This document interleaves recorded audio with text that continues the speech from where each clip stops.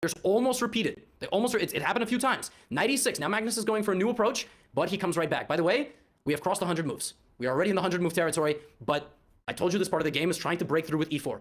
You might be waiting. Notice what happened. Rook d4, knight e2. This is the only successful configuration that you are going to get. Magnus Carlsen has found it. So did Robert Hess, by the way.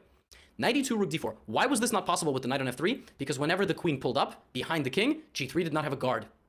The knight on e2 protects the rook and allows e4, e5 to happen. So knight e2. Now Jan here is like, okay, e4 is coming.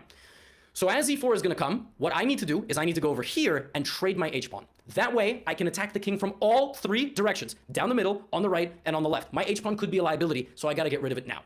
But Magnus found his configuration, right? The 50-move rule resets. 50-move rule, no captures or pawn advances in 50 moves. The game is a draw. So the queen rotates over to h1. Rook d7, king g8, and it takes a little bit of time, but we have the trade. And at this point,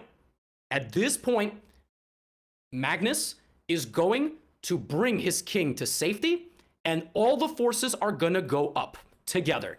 And either Jan will defend this position or he will lose. That's it. There is no in between. Magnus is going to rally the troops together, fight against the queen, the terrifying piece, and they're going to march forward. Jan will either find a way to block these pawns, put his king in a blockading square, and potentially walk past them, or he will lose. So what does he do? He tries to bring his king and queen together to the center. Very, like, iconic movie moment here. He gives the check. Now, important, chess has been solved with 7 pieces or less. Engines were made called table bases that mathematically solve the game of chess. They were saying this position is a draw. There are 7 pieces on the board. They are saying that with optimal computer level play, the game is a draw. That doesn't mean anything to Magnus Carlsen or Jan Japonci. And as of move 124, after some checks, this is the 125th move. This is the longest game in World Championship history. Can Magnus Carlsen win it?